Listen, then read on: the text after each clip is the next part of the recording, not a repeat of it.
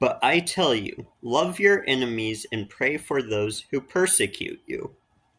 So I've been thinking a lot about this sort of concept of dealing with your enemies, or because enemies might be a bit of a dramatic term for most of us in life. People that cause conflict for us, that maybe persecute us. Maybe people who are presenting a worldview that we know is bad, or people that either intentionally or non intentionally are making our lives just really hard. And of course, the first passage that comes to mind is this one right here, and that is in Matthew 5:44. If you want to double check that, but I'm going to give you some other examples of this. One of which is with Jesus when before Judas betrayed him, or when Judas was betraying him, rather.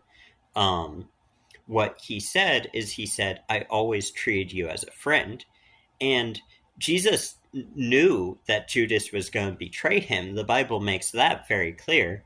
So to think that he knew exactly what Judas was going to do, but he still welcomed him as a friend, like, that is pretty extreme. Like, that's a good example of this passage I just read. Now, another one I want to talk about is in 1 Samuel 24.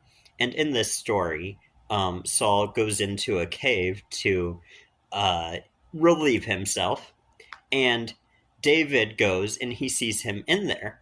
And David could have taken his life, but instead he decides to cut off a corner of his cloak or his tunic.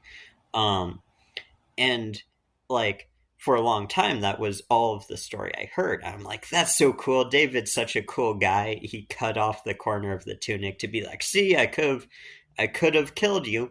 But actually, that's not how David saw it. David actually regretted cutting off the corner of the tunic.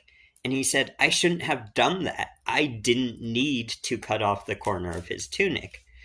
So I think that really points to, like, even that was too much for David to do to his enemy.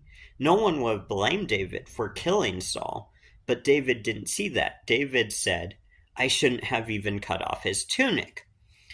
Now, like, that's as far as this has to go, to being kind to your enemies. Don't even cut off their tunics.